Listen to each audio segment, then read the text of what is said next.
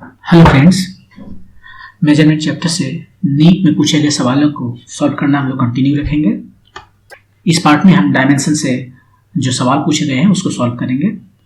Question number 22 है, if C and R denote capacitance and resistance respectively, then the dimensional formula of C R is how much. तो C R का dimensional formula पता करना है, वो क्या है। ये 1988 में पूछा गया था। अब सी आर कहाँ आता है, आपको यदि याद हो, चार्जिंग ऑफ ए कैपेसिटर,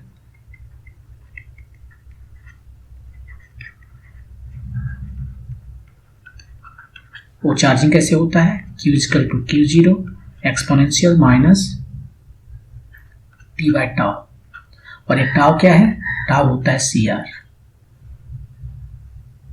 तो ये सी आर जो है सो टी टाउ, ये टाइम है, ये भी टाइम है, ये भी टाइम है, इसको टाइम कांस्टेंट कहते हैं। तो यदि आपको ये इक्वेशन याद है चार्जिंग ऑफ ए कैपेसिटर, तो आप तुरंत कह सकते हैं कि सी आर का जो डायमेंशन है वो टाइम का डायमेंशन होगा। और टाइम का डायमेंशन यहाँ कौन दिख रहा है, ये वाला ऑप्शन नंबर 1, ये आपका आंसर है। ठीक है, यदि आपको ये इक्वेशन यदि नहीं याद है तो आप इसको अलग अलग डायमेंशन निकाल के कर सकते हैं। जैसे सी आर का निकालिए, आर का निकालिए। सी कहाँ से आता है, सी जो है एनर्जी में देख सकते हैं, वैसे C equal to epsilon 0 A by T होता है, लेकिन यहाँ पे एप्सिलॉन का निकालना पड़ेगा। और नहीं तो फिर आप ये कह सकते हो कि Q इक्वल टू सी भी होता है, ये वोल्टेज है, ये चार्ज है, यहाँ से सी निकाल सकते हैं।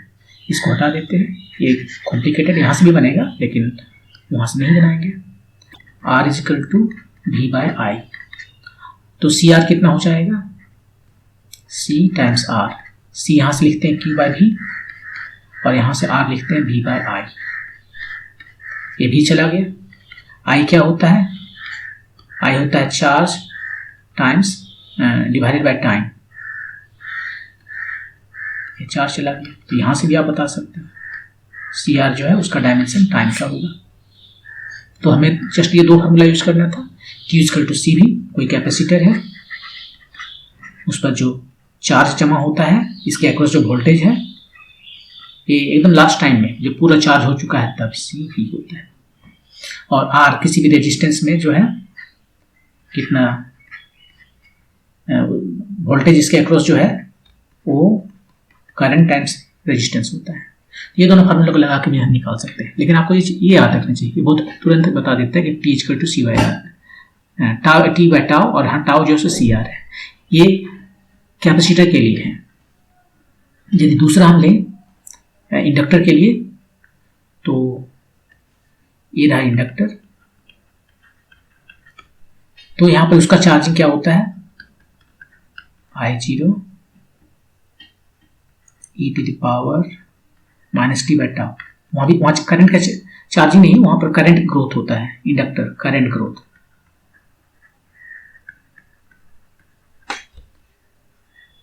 और करंट ग्रोथ में ये टाउ कितना होता है, L बाय आर होता है।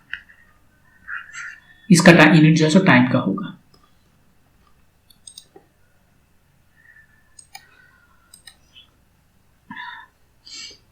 मूव करते हैं नेक्स्ट क्वेश्चन पे।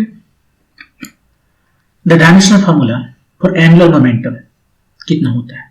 एंगुलर मोमेंटम क्या होता है, उसको L से डिनोट करें तो वो होता है R क्रॉस P, ये वेक्टर है। इसका डायमेंशन क्या हो जाएगा, R का जो डायमेंशन है और R का क्या डायमेंशन है, L। P का क्या डायमेंशन है, P क्या है, मोमेंटम, मास टाइम वेलोसिटी है, L मास का m, वेलोसिटी का LT माइनस 1। इसे जाके लिखते हैं ml2t minus 1, ml2t minus 1, option number 2। Next question, the dimensional formula of torque. अभी जो टॉर्क है उसको हम इस तरह से डिनोट करें तो वो क्या होता है, R क्रॉस फोर्स। अभी आपको हमने बताया था एंगुलर मोमेंटम जो है वो R क्रॉस P होता है। इसको कहते हैं लीनियर मोमेंट का moment, R cross a moment कहलाता है, यहाँ फोर्स का मोमेंट। तो यहां से हम निकाल सकते हैं इसका डायमेंशन क्या होगा, R का क्या होता है L, फोर्स का क्या होता है, फोर्स मतलब मास टाइम एक्सप्रेशन, राइट। तो मास का m, एक्सेलरेशन का l t माइनस 2, और फाइनली लिख सकते हैं ml2 t माइनस 2। ध्यान दीजिए इसका वही है जो एनर्जी का है डायमेंशन। एनर्जी में क्या होता है, फोर्स टाइम डिस्प्लेसमेंट, राइट। तो टाउ का डायमेंशन वही है जो वर्क डन का है या एनर्जी का है, ये सब का डायमेंशन सेम है। ml2 t minus 2, ml2 t minus 2, option number 1। Next question, if x is equal to at plus bt square, where x is the distance traveled by the body in kilometer, while t is the time in second, then the unit of b is how much? अब ध्यान दीजिए यहाँ पर x is equal to आप पढ़ा है जो s is equal to ut plus half at square, exactly same चीज है यहाँ पर। x is equal to u के जगह पे a, t plus half a के जगह पर b है। पूछा क्या, पूछा है यूनिट ऑफ बी, बी का यूनिट क्या होगा। इससे यदि कंपेयर कर लें तो ए का यूनिट क्या होता है, ये एक्सलेशन है एल टी माइनस 2। यहां से देख के हम लिख देंगे यूनिट, एल का यूनिट क्या है किलोमीटर, किलोमीटर। टाइम का यूनिट क्या है सेकेंड, ये आंसर है। इसको ऐसे भी लिख सकते हैं किलोमीटर पर सेकेंड स्क्वायर, किलोमीटर पर सेकेंड स्क्वायर। तो यहां पर हमने इसको कंपेयर कर लिया, लेकिन हमेशा कंपेयर करने को तो नहीं मिलेगा, तो क्या करेंगे, तब हम यहां पर इसको निकालते हैं ऐसे, x equal to A T plus B T square. अब ये डिस्टेंस है तो ये भी डिस्टेंस है, ये भी डिस्टेंस है, एप्पल को एप्पल से ही ऐड कर सकते हैं। ये डिस्टेंस है तो सब इसमें जो टर्म है वो सारे के सारे डिस्टेंस है, ये डिस्टेंस है, ये डिस्टेंस है, ये सारे के सारे डिस्टेंस है। बी का डी पूछा है तो बी टी स्क्वायर का डायमेंशन क्या होगा, वही जो डिस्टेंस का डायमेंशन है। बी का डायमेंशन क्या होगा, डिस्टेंस का dimension divided by A T square का डायमेंशन, डिस्टेंस का एल इधर t2, L T minus 2 same आया। और यहां से हम देख के कर सकते हैं, एल के लिए लेंथ है, लेंथ जो है सो किस में दिया, डिस्टेंस किलोमीटर में, और टाइम सेकेंड में, किलोमीटर सेकेंड स्क्वायर न पावर माइनस 2, किलोमीटर पर second square, option A. Next question, dimensional formula of self inductance.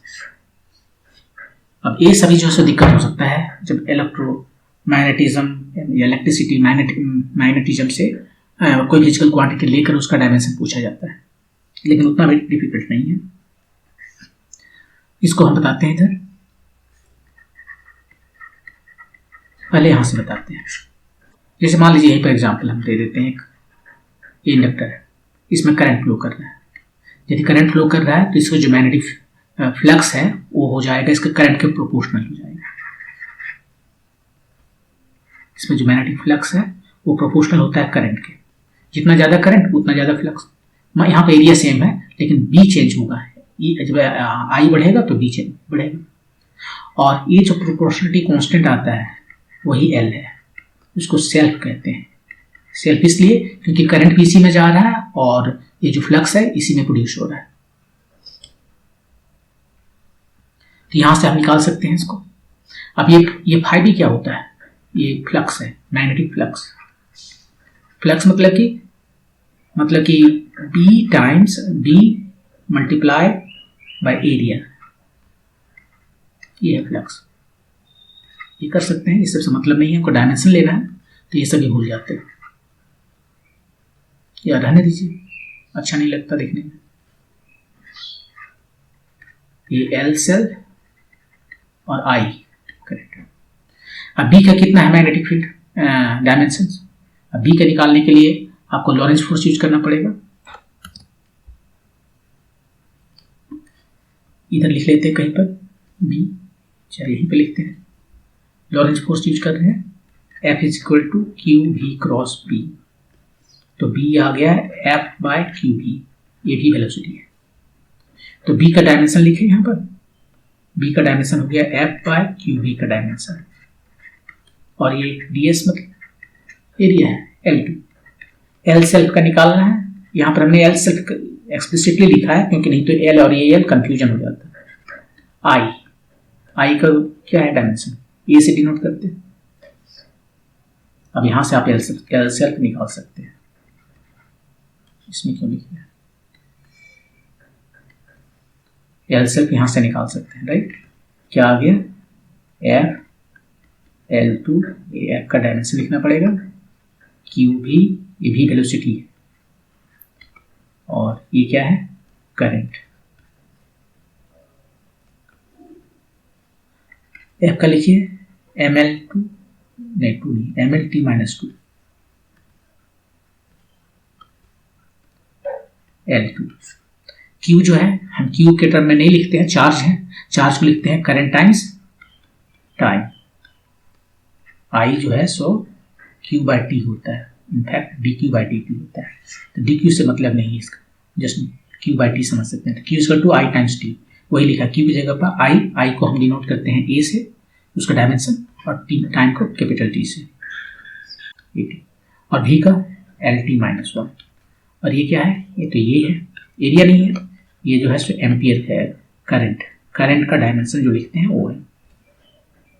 तो यहां से हमें मिल गया एम, ये एल तो चला गया, एल 2 बचा, टी, ये वाला टी और ये वाला टी भी चला गया, केवल माइनस टी ऊपर में बचा, और नीचे में ए ऊपर में जाकर माइनस 2, कौन सा है, ML2 T माइनस 2, ए माइनस 2, ML2 T माइनस 2, ए माइनस 2, ये वाला ऑप्शन नंबर 3।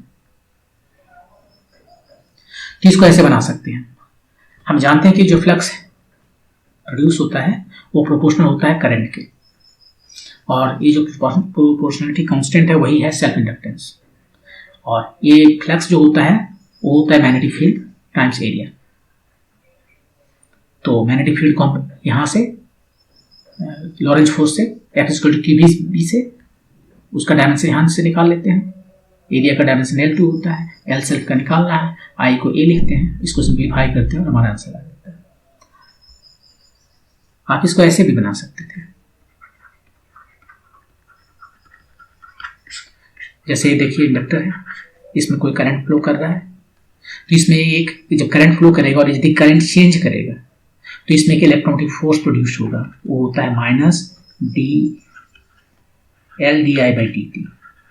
ये एल जो है सो सेल्फ है, यही सेल्फ इंडक्टेंस है। करंट यदि प्रोड्यूस हो रहा है, करंट यदि चेंज कर रहा है तो यहाँ पे इलेक्ट्रोमैग्नेटिक फोर्स प्रोड्यूस होगा, और माइनस साइन ये लेंस लॉ है, माइनस साइन लेंस लॉ है, वो डायरेक्शन बताता है, ये डायरेक्शन बताता है कि जिस वजह से करंट प्रोड्यूस हो रहा है वो उसी को अपोज करेगा। तो यहां से आप देख सकते हैं एल सेल्फ, इसका डायमेंशन क्या होगा, इलेक्ट्रोमैग्नेटिक फोर्स है, इसका डायमेंशन टाइम्स, इधर टाइम हो गया, इधर करंट को ए से डिनोट करते हैं। अब ये इलेक्ट्रोमैग्नेटिक फोर्स जो है वो क्या है, वो उसको वोल्टेज कह सकते हैं, ये वोल्टेज है, वोल्टेज क्या वोल्टेज लिख रहे हैं कि नहीं, तो कैपिटल यहाँ पर इधर लिखे थे स्मॉल भी, वेलोसिटी से उससे कंफ्यूजन हो सकता है, टाइम्स टी बाई बी, ऊपर नीचे हम क्यू से मल्टीप्लाई कर दें, हम ऊपर नीचे क्यू से मल्टीप्लाई करते हैं,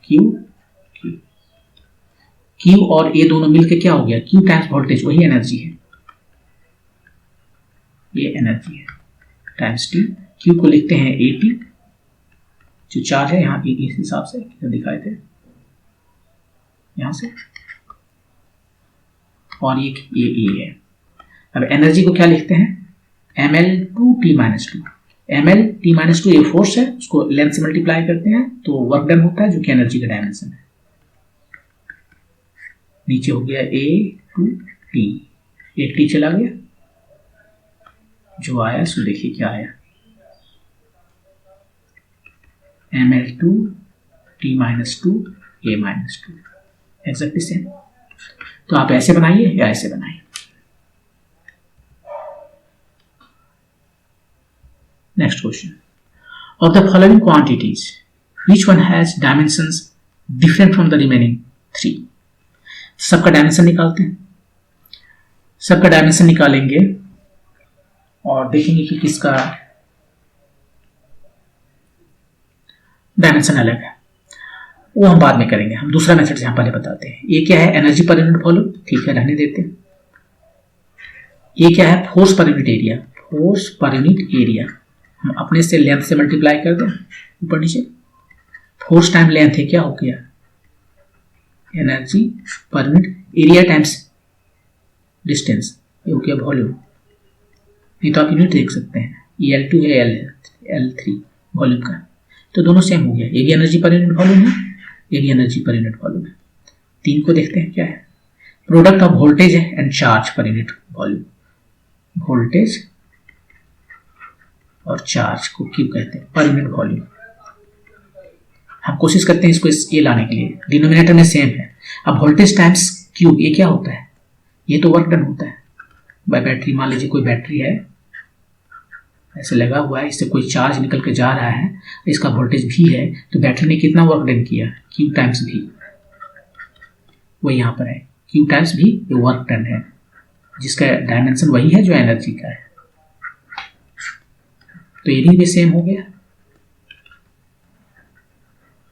वर्क एनर्जी, वर्क डन लिखना था।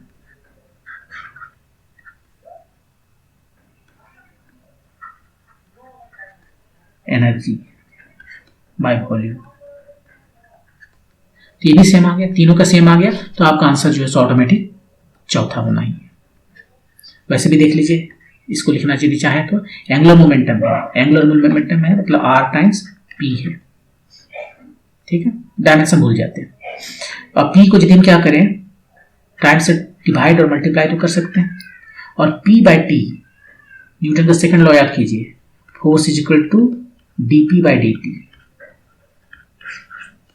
तो ये P बाई टी डायमेंशनली ये वही है, फोर्स है, ये हो गया R फोर्स टाइम्स T, और R times force, force time displacement, ये हो गया वर्क डन मतलब एनर्जी। डायमेंशनली ये है एनर्जी टाइम्स टाइम। यहां पर नहीं आया, ये अलग आया, एनर्जी आया लेकिन नीचे वॉल्यूम नहीं आया, यहां पर टाइम है, तो यही अलग है। तो ऐसे आप बना सकते हैं, ये जल्दी बन जाएगा। और यदि ये ऐसा नहीं करना चाहते हैं तो आप जो है सो सबका डायमेंशन निकालिए और चेक कीजिए किसका अलग है। तो ऑप्शन नंबर 1 में देखिए, एनर्जी पर यूनिट वॉल्यूम है, right, energy per unit volume, इसका डायमेंशन निकालिए। एनर्जी का क्या है, ये हुआ फोर्स का टाइम्स L से मल्टीप्लाई कर दिए, तो एनर्जी बन गया। अब वॉल्यूम L3, ml-1 T-2, ठीक है। सेकंड ऑप्शन देखते क्या है,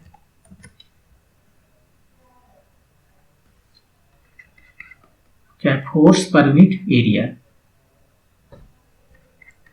force per unit area, force का डायमेंशन है ml-2 और एरिया का L2। अपना मर्जी से नहीं, इसको कुछ नहीं करना है मुझे, क्या है देखते हैं, ml-1 T-2, दोनों सेम है। तीसरा क्या है, charge voltage, charge voltage bye per unit volume है, क्या पर यूनिट वॉल्यूम है, इसका डायमेंशन निकालें। ये तो एनर्जी हो ही गया, ml2 T-2, अब वॉल्यूम L3, ml-1 T-2, तीनों का सेम आ गया। 4 का निकाल कर देखिए, एंगुलर मोमेंटम है 4, एंगुलर मोमेंटम, एंगुलर मोमेंटम जो है वो हो गया R टाइम्स P,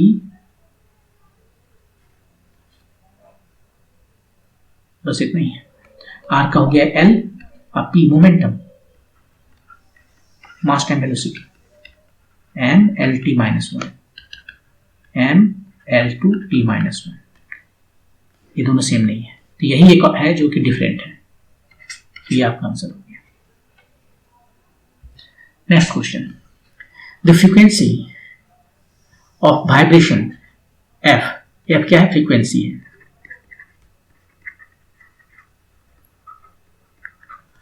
m मास है, suspended from spring of spring constant k जो है सो स्प्रिंग कांस्टेंट है। कैसे आता है, f इक्वल टू माइनस के एक्स, याद कीजिए सिंपल हार्मोनिक मोशन। यहाँ पर या स्प्रिंग के लिए, ये स्प्रिंग जो है, स्प्रिंग में याद कीजिए स्प्रिंग फोर्स जो है f इक्वल टू माइनस के एक्स है, यहाँ ए स्प्रिंग कांस्टेंट है, यही वैल्यू जो है सो K equal to F by X होगा, डायमेंशन इसका तो यूज करेंगे। The value of X and Y निकालना है, given by relation of F का रिलेशन दिया हुआ है, F equal to C M to the power X K to the power Y, where C is a dimensionless constant, C का कोई dimension नहीं है, F equal to C M to the power X K to the power y, ये dimension नहीं है इसका।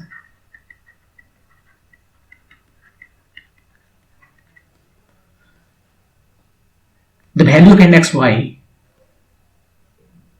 क्या होगा, इसका डायमेंशन क्या है, यदि हम लिखें दोनों तरफ का डायमेंशन, एफ का डायमेंशन, एफ फ्रीक्वेंसी है, फ्रीक्वेंसी क्या होता है पर यूनिट टाइम, कितना वेव जा रहा है पर यूनिट टाइम, ये हर्ट्ज है पर यूनिट टाइम, तो पर यूनिट पर में नीचे टाइम, यही है। सी का कोई डायमेंशन नहीं है, भूल जाते हैं। एम का डायमेंशन मास है, पावर एक्स लगाएं। के का डायमेंशन यहां से फोर्स डिवाइडेड बाय डिस्टेंस, इसका डायमेंशन पावर वाई।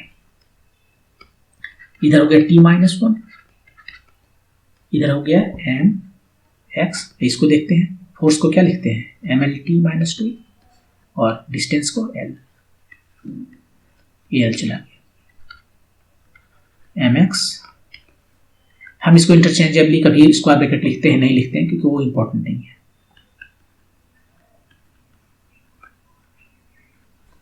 अब कितना आया सजा के लिख लेते हैं इसको, एम एक्स प्लस वाई और टी माइनस टू वाई, दोनों तरफ इक्वेट करते हैं डायमेंशंस को, equating dimensions of M and T. X plus y कितना है, राइट में है और लेफ्ट में क्या है वो जीरो है, नहीं है तो जीरो है। इधर माइनस टू वाई, टी का डायमेंशन है, इधर वन है, माइनस वन है, तो ये हमें इमीडिएटली दे दिया y इक्वल टू हाफ, और यहां से देख सकते हैं x equal to minus y, यहां से, और माइनस वाई मतलब माइनस हाफ, तो हमें वैल्यू पता चल गया x कितना है माइनस हाफ और y कितना है प्लस हाफ, ये हमारा answer, minus half plus half, option number 4।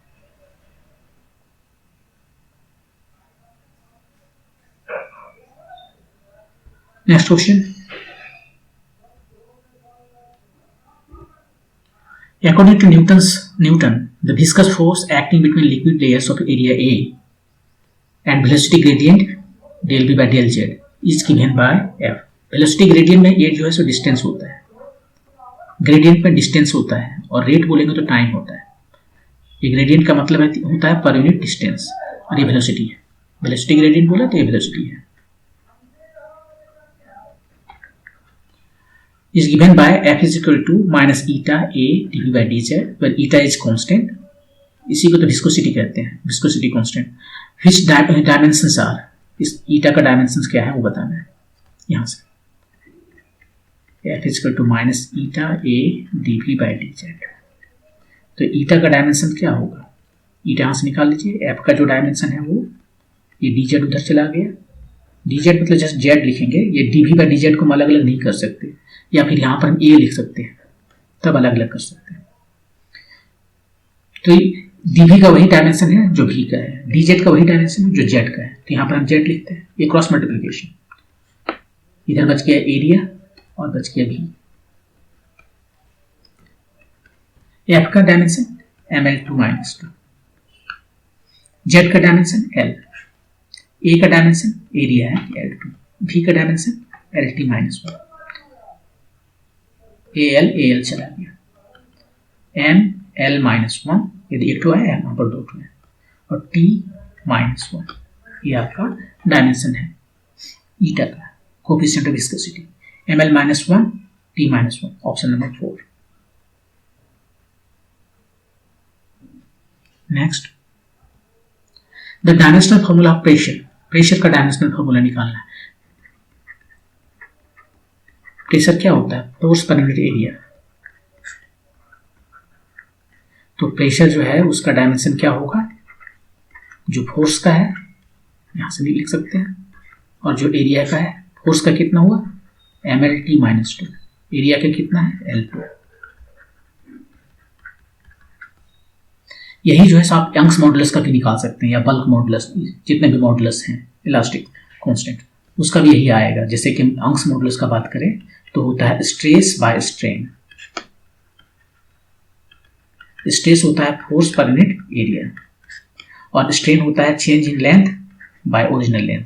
ये डायमेंशन नहीं है, दोनों का डायमेंशन कट गया, तो हमारे पास डायमेंशन जो बचेगा यंग्स मॉडुलस का केवल बचेगा F बाय A का, और F बाय A यही तो है प्रेशर। तो प्रेशर का भी डायमेंशन वही होता है जो यंग्स मॉडुलस का होता है। हाँ, तो यहाँ पर आंसर हमारा है ml minus 1 t minus 2, ml minus 1 t minus 2, ये option number 3। Next, the dimensional formula for permeability of free space mu naught. ओ क्या होगा,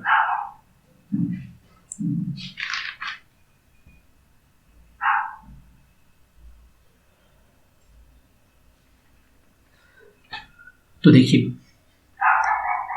ये म्यू नॉट आता कहाँ है, ये मैग्नेटिज्म में है। तो मैग्नेटिज्म का कोई फार्मूला लीजिए, हम बियो सेवा का ले रहे हैं फॉर्मूला, ये जो बताता है बियो सेवार्स लॉ कि मैग्नेटिक फील्ड, जैसे ये कोई वायर है, ये जो एलिमेंट है इसका, इसमें करंट आई बह रहा है, तो ये जो एलिमेंट है इसके वजह से किसी पॉइंट पर r डिस्टेंस पर, ये p पर मैग्नेटिक फील्ड कितना है, एलिमेंट की वजह से है तो dv लिखेंगे। ये होता है म्यू 0 बाय 4 यही म्यू 0 आ गया, जिसका मुझे डायमेंशन निकालना है। I dl क्रॉस, ये लेंथ जो है सो dl है, r by r cube, r ये डिस्टेंस है, वेक्टर फॉर्म में लिखा हुआ है। तो यहाँ से आप म्यू 0 निकाल सकते हैं, लेकिन इसके लिए बी का चाहिए, और बी का निकालना आसान है। Lorentz force F=QV times P। ये क्रॉस प्रोडक्ट वगैरह वगैरह भूल जाएंगे, सीधे बी का जब हमें डायमेंशन चाहिए तो हम F का डायमेंशन निकालेंगे, Q और वेलोसिटी का डायमेंशन निकालेंगे।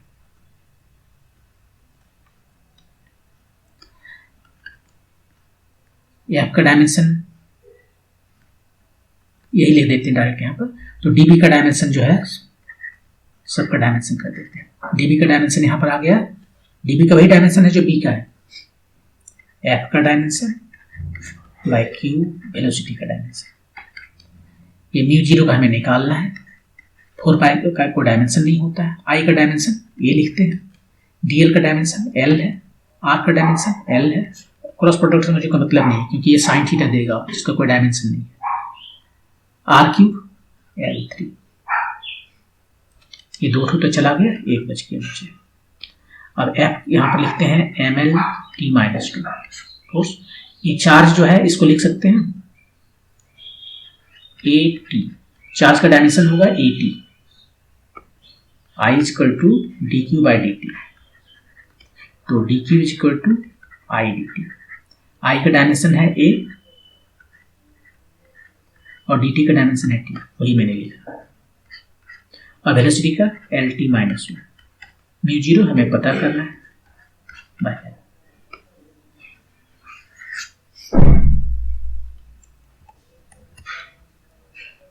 तो म्यू 0 आ गया, यहाँ से हमें पता है, सिंप्लीफाई कर देंगे, l को इधर ले गए, या al तो कट गया, यहाँ जो बचा सो लिखिए ml t माइनस 1,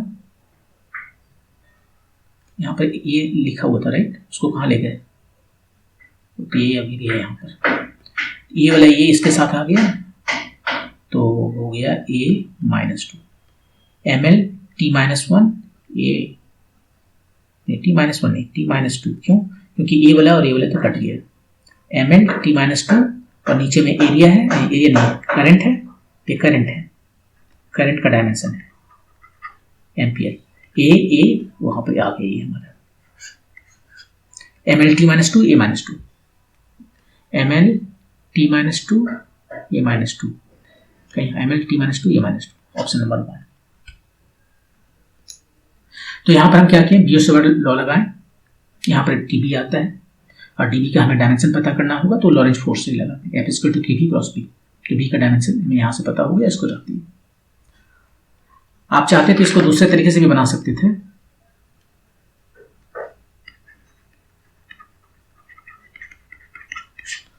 वो तरीका ये है कि आपको पता है कि वेलोसिटी, स्पीड ऑफ लाइट,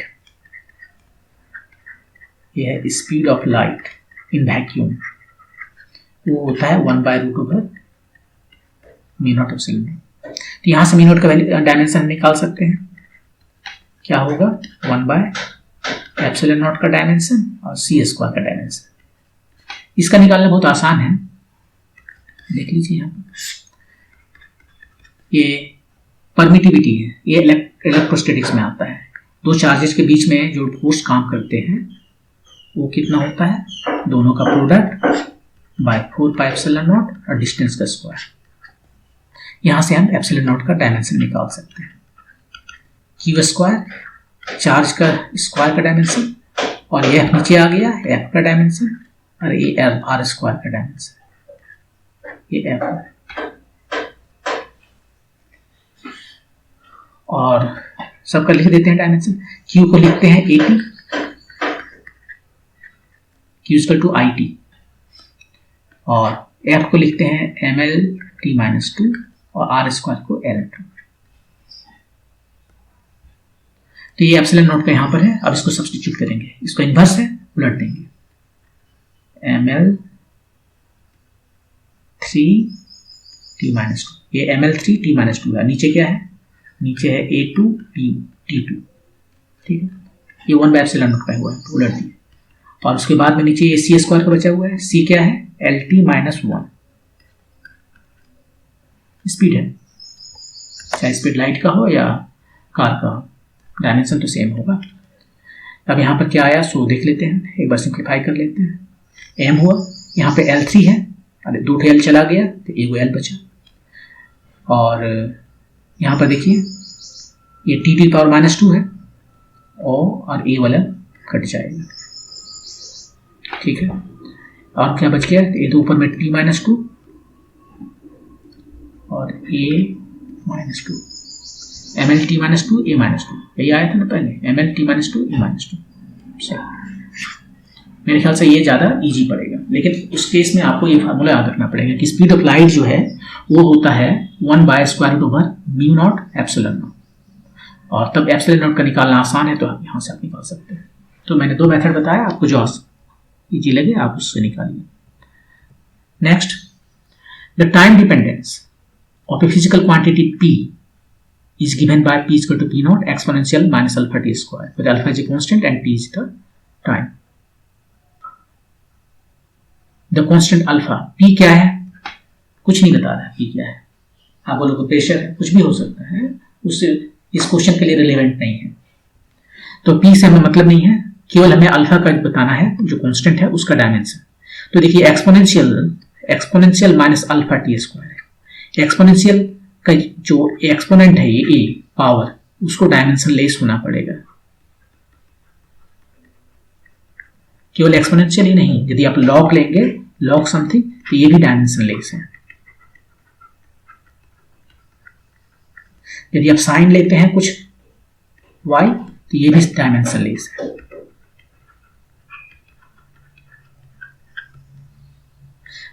कोई पावर है, जैसे एक्सपोनेंशियल हो गया, यहाँ पर लॉग हो गया, साइन हो गया, तो इस जो भी फंक्शन इधर देख रहे हैं उसका जो आर्गुमेंट है ना, यहाँ पर जो माइनस अल्फा टी स्क्वायर, इसका जो पावर है, यहाँ एक्स आर्गुमेंट वाई आर्गुमेंट है, ये सारे जो डायमेंशन लेस होते हैं। तो इस क्वेश्चन के लिए minus alpha T square dimension less है। माइनस से हम क्यों लिखें? माइनस से मेरे को मतलब नहीं है। अल्फा टी स्क्वायर जो है इसका डायमेंशन क्या है? नहीं है। मतलब यदि ये तीनों क्वांटिटी mLT में आता है तो उसका डायमेंशन 0 0 0 है तीनों में, m में 0, l में 0, t में 0। अल्फा का मैं बताना है। और टाइम स्क्वायर का डायमेंशन क्या होगा? p2, m0, l0, t0। तो अल्फा का डायमेंशन क्या आ जाएगा? t उधर चला जाएगा, m में कुछ नहीं, l में कुछ नहीं, t में -2। यही आपका आंसर है, t में -2, केवल t में -2 है dimension of t -2। Next question, if P represents radiation pressure, P क्या है? Radiation pressure.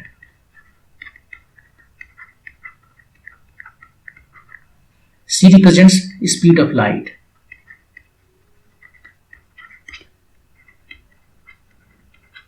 S represents radiation energy. Radiation energy per unit area per unit time.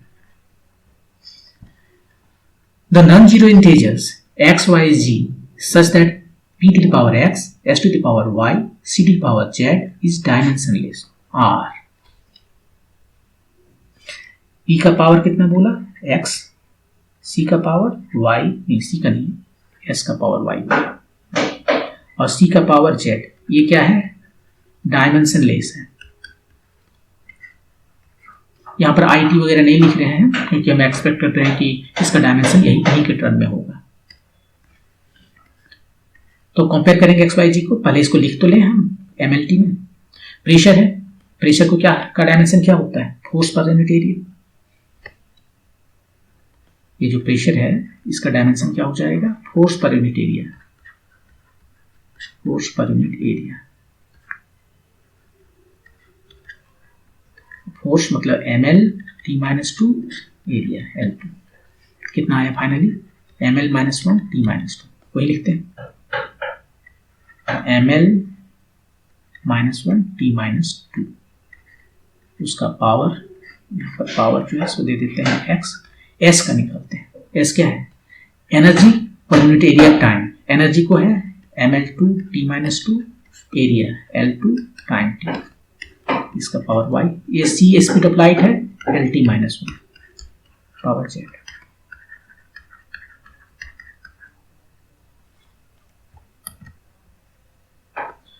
सजा लेते हैं. m का पावर क्या हुआ? x plus y. l का power क्या हुआ? -x. इसमें तो है नहीं, इसमें है z. और t का पावर यहाँ -2x, यहाँ -2y, यहाँ -z.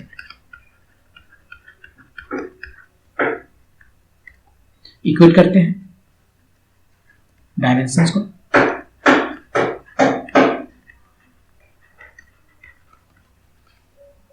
x प्लस वाई कितना? 0. -x प्लस z कितना? 0. -2x -2y -z कितना? 0. 3 इक्वेशन, 3 वेरिएबल. आप यूनिटली सॉल्व कर सकते हैं यदि ये तीनों इक्वेशन इंडिपेंडेंट हो. इसमें इसको यदि हम माइनस कर दें, माइनस कर दें तो क्या आता है? 3 - 2 करके देखिए तो जरा. -2x में से यहां पर लिख लेते हैं पहले, ये है, और इसको माइनस करना है -x प्लस z. इसको ऐड कर देते हैं. ऐड कीजिए तो कितना आ गया? -3x, ये z कट गया, -2y. यहाँ कुछ गलत है ना. यहाँ पर t जो है सो देखिए t का पावर -3 है तो -3y होगा.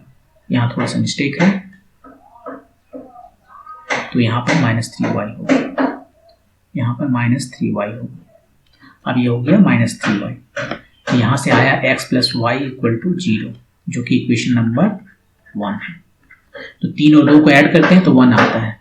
तो इसका मतलब है ये तीनों इंडिपेंडेंट नहीं है, केवल 2 इंडिपेंडेंट इक्वेशंस हैं. तो 2 इंडिपेंडेंट इक्वेशन और 3 वेरिएबल, इनफाइनाइट सॉल्यूशन. कोई यूनिक सॉल्यूशन नहीं है, इनफाइनाइट सॉल्यूशन है. तो क्वेश्चन में क्या बोला है? क्वेश्चन में बोला है कि नॉन जीरो इंटीजर्स बताना है. तीनों को 0 रखिए, x y 0 0 0 सेटिस्फाई होता है, वो भी एक सॉल्यूशन है. लेकिन नॉन 0 0 ऑप्शन देखिए, 3 केसेस में x इक्वल टू 1 रखा है और एक केस में x इक्वल टू -1 रखा है. यहां से हम देख सकते हैं डायरेक्टली कि x इक्वल टू कितना है, या ऐसे 1 से, y इक्वल टू कितना है -x, 2 से, z इक्वल टू कितना है +x. अब हम x अपने से रखते हैं वैल्यू, x जो है सो रख रहे हैं 1, y कितना आएगा बताना है. y आएगा -1, z आएगा 1. एक सॉल्यूशन है. x जो है सो हम अब -1 रख रहे हैं. क्यों रख रहे हैं 1 -1? क्योंकि जो ऑप्शन है उसमें x के वैल्यू 3 जगह 1 है और एक जगह -1 है. y कितना आएगा, y जो -x मतलब 1, और z कितना है, z और x सेम है -1। ये दो आंसर हमारा आ गया। वैसे x का वैल्यू कुछ और रखेंगे तो और भी आएंगे। यहाँ पर जो है वेरिएबल का नंबर जो है, नंबर ऑफ वेरिएबल्स, वो ज़्यादा हो गया इक्वेशन से, इसलिए इनफाइनाइट सॉल्यूशन लगेंगे। तो देखिए 1 - 1 1 है, 1 - 1 1 है, और -1 का आंसर क्या होता है? यदि ये सही होता है तो -1 1 -1 -1 -1 होना चाहिए, तो ये नहीं हुआ, यही आपका आंसर है। तो ये था इस पार्ट में इतना ही। नेक्स्ट पार्ट में हम कुछ और क्वेश्चंस को करेंगे। Thank you.